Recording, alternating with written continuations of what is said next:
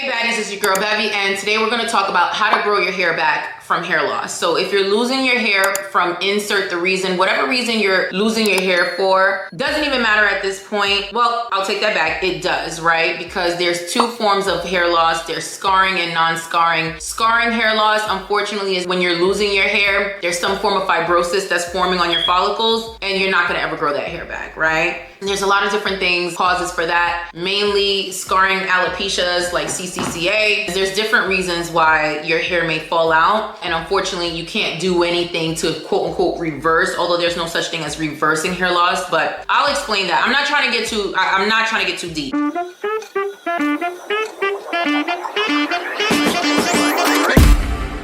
So in this video, I'm going to talk about scientific ways to regrow your hair, backed by science with receipts, because we don't talk about anecdotal things here. I'm not going to tell you what my grandmama, mama told me to do that may or may not work, by the way, because I'm not saying that home remedies and DIYs do not work. In this video, I'm talking about scientific ways to regrow your hair. And then if you stay to the end, I'll give you a regimen on how to grow your hair back, right? If you don't know, I lost my hair in 2019. I was diagnosed with androgenetic alopecia, and everything that I do on this channel is basically giving you the tea and the strategy on how to regrow your hair. There's multiple strategies. For every strategy is not for everybody. Some people, certain things work for them. Some people, certain things, others do not. And sometimes you can kind of mix it. But what I will say is that there's a multi-therapeutic approach to hair growth, meaning it's not just a one pill, one bean. It's not a magical bean that's gonna make your hair grow back. You know what I'm saying? Like, you have to do multiple different things, including the baseline of nutrition, right? And having pretty decent health, right? I'm not gonna say optimal health, but optimizing your health as the cornerstone, as the essentials for hair growth, period. That's gonna go without saying. I'm not even gonna bring that up in this video. Let's jump right in. I know for everyone who complains in the comments about my battery, I hear you. I got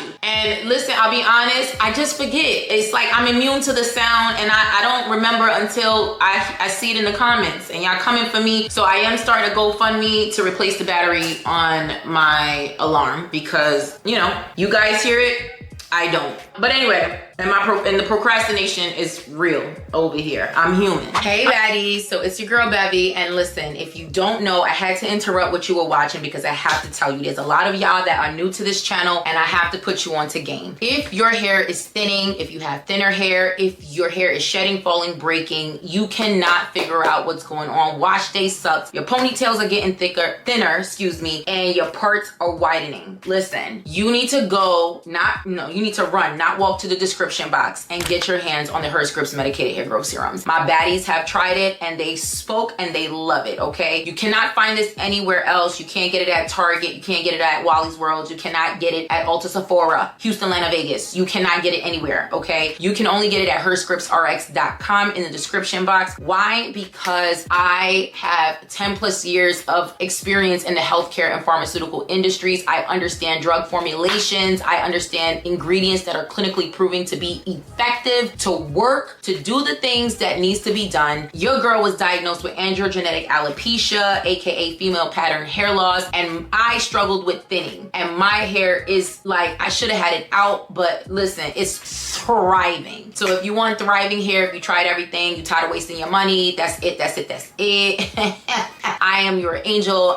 I am your fairy hairy godmother. Go down to the description box, girl, and boys and gals and everybody. Go down to the description box and get your hands on the Hairscripts medicated hair growth serum. Don't let me say it again.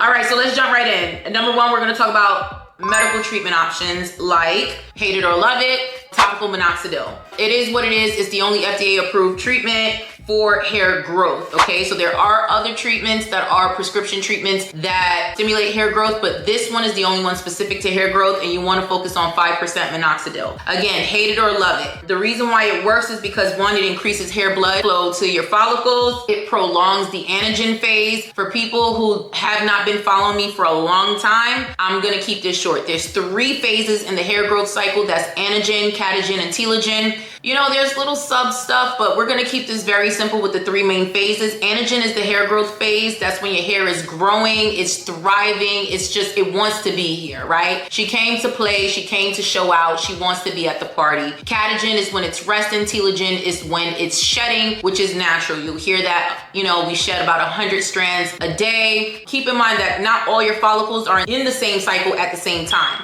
right? So it could be that, you know, certain patches are in catagen, certain patches are in telogen, certain patches are in anagen. That's why all of your hair don't fall out at the same time. But the key, one of the major keys to hair growth, and not just thickening your hair, but growing your hair, right? Length, extending your hair, is by extending the anagen phase. And there's a number of different ways to do that. And please let me know in the comments below if you want me to do a video on how to extend your anagen phase. But minoxidil is king for that, right? It prolongs it. Basically, it keeps you in that phase for a long time. Another time when that happens in your life is when, you know, for women in my childbearing age who have had children, a lot of them can attest to the fact that after giving birth, their hair is just the thickest, longest, most beautiful that it's ever been. Why? Because your hormones were conspiring for you to basically stay in anagen for the longest amount of time. So what happens after you give birth is you go into telogen effluvium, which is excessive hair shedding, and that just generally means at that point that you're shedding excessively. But the good news is, in some cases, not all, but in most cases, it's temporary, because what happens is your hormones are shifting back to normal. They're no longer, you know, there's no longer this cocktail of hormones that's there for you and the baby. So now it's just spiking back down. And because of that, your hair is starting to fall back out, you know? And when it doesn't come back is when there's an underlying condition, or if there's a nutrient deficiency. There's a lot of other reasons, but we're not talking about that here. So anyway, 5% minoxidil. It extends the anagen phase, and that is the key. There's other ways to do it. Like I said, I'm not gonna go over that here in this video. Now, how do we know? Well, there's a 2011, amongst others, many other studies that showed that 5% minoxidil foam significantly increased hair count in women with hair loss after 24 weeks of use, okay? So yes, you can go and find minoxidil, AKA Rogaine, which was the brand name, anywhere. You can go here, there, everywhere. But of course, you know, like anything, it can cause irritation. And a question that a lot of people ask is, does your hair fall out? So the answer, and I hate that I can't give you guys a definitive answer, but what happens is when you stop using minoxidil, it shifts you immediately out of anagen, so you're gonna have excessive shedding.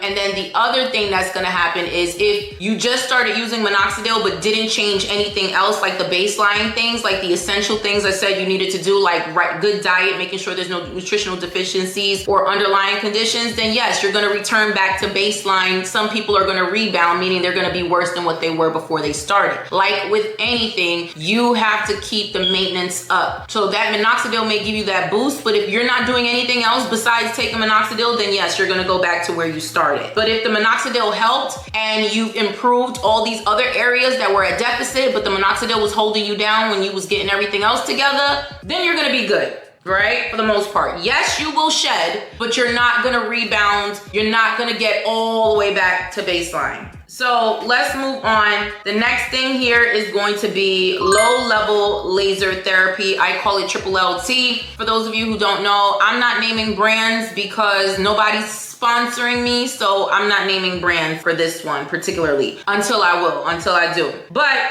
you guys know there's a lot of low-level laser therapies out there in the market. These are non-invasive treatments that uses these lights to basically stimulate your hair follicles. It promotes thicker and healthier hair. And basically it's a whole scientific thing. I did a video on it already. Go check out that video I did. But in that video, I really break down the science. I'm not doing that here, but it really just, the energy behind it, it really promotes the cells to proliferate. It gets those cells moving, those hair growth cells moving. And so I'll just tell you, like a 2014 study shows that it improved hair density and thickness in people suffering with hair loss. And so this is, no, it's not a scam. It's not a gimmick. It's not something that, you know, people are trying to promote and sell and just get your money on. It really does work. So that's something else. Another thing, microneedling. microneedling. So back in my olden days when I first started and I was trying to do a podcast, I had a trichologist come on here and talk about, you know, kind of reinvigorating and restimulating your stem cells underneath your follicles. That's where a lot of the magic happens, because you can pretty much revive dormant follicles that have been dormant for 5, almost up to 10 years. Meaning you can get hair growth in places where you have not had hair growth in eons. And you do this by, one, using these microneedlings. And the reason why is because it creates micro injuries in your scalp, kind of boosting collagen. But what it does scientifically is what happens when you create these little micro tears in your scalp is that it's automatically, the blood flow is going automatically, and all these inflammatory cytokines is going automatically to the follicle to protect the follicle. It's all this blood is rushing. So it's kind of like, it's a hack on getting blood flow to the scalp. Of course, if you're doing it, you don't want to overdo it, but if you're doing it, you want to make sure that you sterilize the utensils that you use. You want to make sure, if you're doing it at home, that you have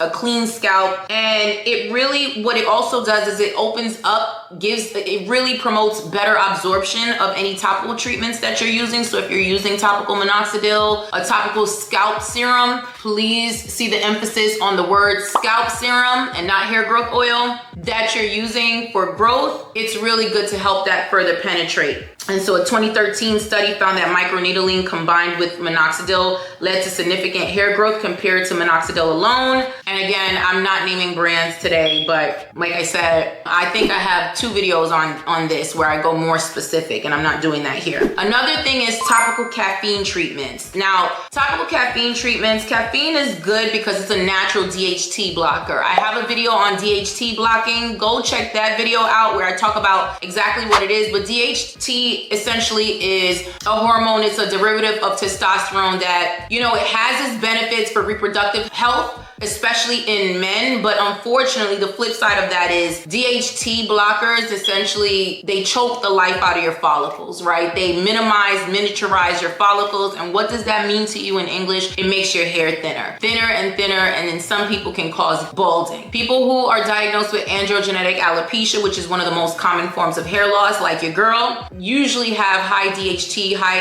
androgens, and that's high levels of testosterone that is causing this miniaturization of the follicle, aka your follicle is just getting smaller and smaller until your hair is thinned out or gone, right? So usually you'll see people with wider parts, you know, thinner ponytails. That thinning is really a result of that DHT. In women and men, you'll see the baldness, the crown balding, that is DHT. So caffeine is a natural DHT blocker, and basically caffeine-based products also can strengthen your hair. So a 2007 study showed that caffeine stimulates hair follicle growth by prolonging the anagen phase in human hair follicles. So caffeine is also good for prolonging the anagen phase. As I mentioned, that is the key. If you want length, not just thickness. You want to prolong the anagen phase. You want to be growing on steroids. And the best way to do that is to extend that anagen phase. So moving on, the next one is PRP. PRP have a crap ton of studies, and I'm not going to give you all of the studies here, but look it up. It's called platelet-rich plasma therapy. It involves using your own blood's growth factors to stimulate hair growth, collagen, and all the good things. This is amazing. I use PRP for my face. I have a video on here where I talk about that. It's basically just rejuvenating cells. It's kind of, there's a lot of cell turnover that's happening, and when that's happening, basically it's doing away with older, dingy, damaged cells and just replenishing and bringing to the surface newer, livelier cells on my face. But like I said, when it comes to hair growth, you have to focus on scalp health more than you focus on the hairs that are already on your head. You have to focus on scalp health. And by doing that, you're treating your scalp the same way you treat your face, right? Because it is as sensitive as the skin on your face. And so these growth factors that they're taking out of your arm, like I said, I have a video on me doing PRP on my face, but it's the same concept. They're pulling out the platelets from your blood. That's why they always say you have to be hydrated, but you have to have a good nutrition and good diet and good health for the most part. Because if you don't have that, there's not a lot of growth factors. There's not a lot of good stuff that they're pulling out of you. But anyway, yeah, but PRP is really king for making your hair filling in a lot of bald spots, thin spots, thinning spots, PRP is a great way to do that. And so it is a cosmetic treatment and it ain't cheap. It is costly, but a 2016 study showed that PRP significantly increased hair thickness and improved hair growth in patients that had androgenetic alopecia, which is the most common. But again,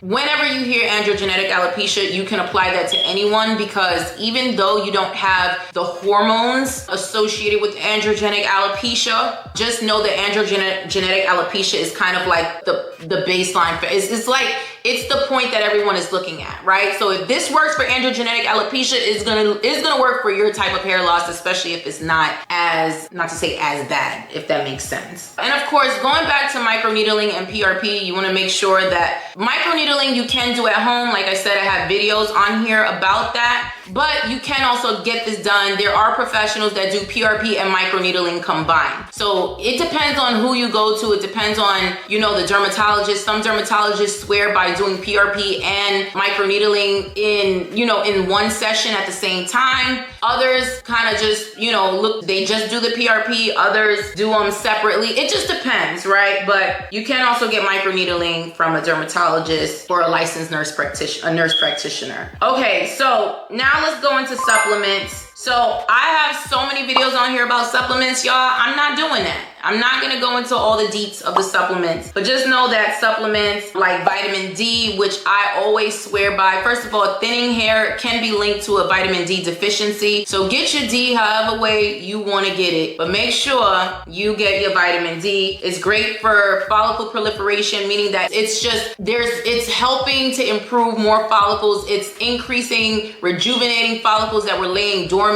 and it's creating more. So now you're getting thicker, denser hair. Vitamin D is good for thickening your hair. A 2014 study found that women with female pattern hair loss often had low vitamin D levels, and supplementation did help with this. Omega-3 fatty acids, you get this from salmon if you're eating it, but also if you're just taking the omega-3s, they are anti-inflammatories, and there is nothing better for your scalp than anti-inflammatories, because long story short, hair loss within itself it's an inflammatory response, right? It could be an underlying condition, it could be something else going on in your body. But bottom line is omega-3s are anti-inflammatory. So it's gonna work overall systemically for the entire body. 2020 studies suggest that omega-3 fatty acids help improve density by reducing inflammation and boosting scalp health. All right, now topical growth serums, okay? Now, there's different topical growth serums. Now, let me tell you what's the difference between a hair growth oil and a growth serum. A hair growth oil, first of all, I don't really believe in the concept. Truly, hair growth oils, they support with hair growth, right? Because they have the right oils, have the right vitamins, they have the right minerals, they have the right oils, essentials, and the other one, which I can't think of right now, that has the right fatty acids that's gonna nourish your hair, that's gonna seal your hair, that's gonna make sure that it improves kind of like you maintaining moisture in your hair, not the oil providing moisture itself. So because of that, it's gonna support your hair growth journey. It's gonna support your hair growing, especially length retention, right? Less damage, less that. Hair growth serums are serums that more than likely are not really found over the counter, because they have to include FDA approved ingredients and ingredients that are clinically proven, prescription grade ingredients that you can only get from a doctor who prescribes it, right? These are medical grade, prescription grade ingredients that has indications to help you grow your hair. They're going to have DHT blockers. They're going to have different functionalities that you just can't buy over the counter for different reasons, obviously. The only thing you can buy over the counter is minoxidil, but a serum is usually a cocktail or a concoction of different ingredients coming together that's conspiring to help you actually stimulate, not support. There's a big difference between supporting and stimulating hair growth. To stimulate hair growth, you actually have to stimulate. You have to get the blood flow, you have to get oxygenation, you have to get, a whole bunch of different scientific things happening to the cells and scalp, so that now you're actually flourishing and getting new vellus hairs, which is like the peach fuzz, right? So a good example, of course, why I wouldn't be me if I don't insert mine, and that is the Hairscripts RX medicated hair growth serum. It is medicated. It's only available by prescription. It's not for everybody. You cannot go to Target, Wally's World, Ulta, Sephora, Houston, Atlanta, Vegas to buy it. You can only get it from the website when it becomes available again. And the thing is, a doctor has to first evaluate your health and your scalp to determine whether or not you qualify. And you do not qualify if you're pregnant and or nursing. So you take with that information what you want.